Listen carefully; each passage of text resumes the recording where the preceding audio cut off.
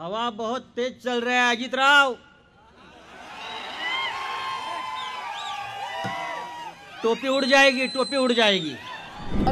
सोमे को नाही बोललेलं उत्तर मी देत नाही। कर्जमाफीची मागणी होते। त्याच्या आधी मी एक वक्तव्य ऐकलं अमोलजी, काय झालं तरी मला पाडणार।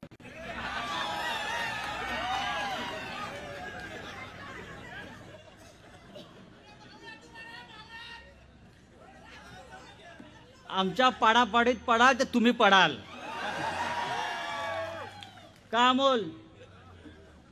आमच्या पाडापाडीच्या खेळात पडाल तर पहिले तुम्ही पडाल।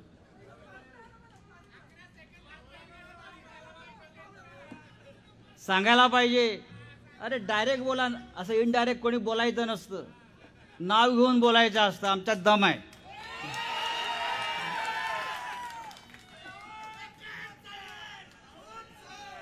इकडे येऊन पहा, हवा बहुत तेज चल रही है। हवा बहुत तेज चल रहा है अजित राव। टोपी उड़ जाएगी, टोपी उड़ जाएगी। अरे शेतकऱ्यांच्या प्रश्नावर त्या मोर्चा आहे।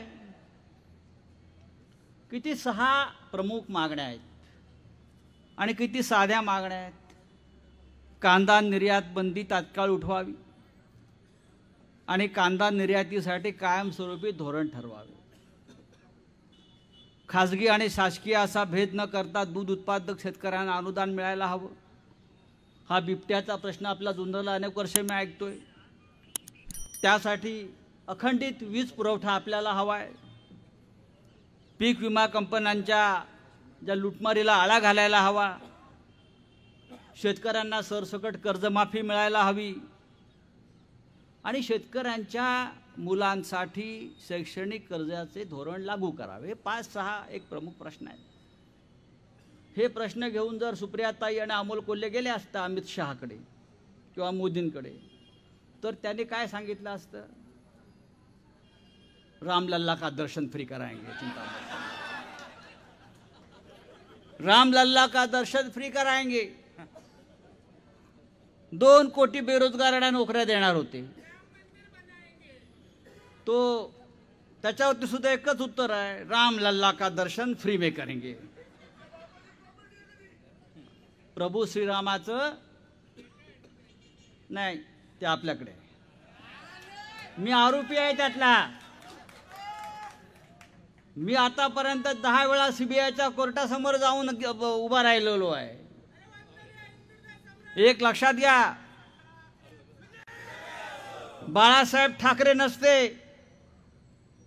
माननीय शिवसेना प्रमुख हिंदू हृदय सम्राट बाळासाहेब ठाकरे नसते,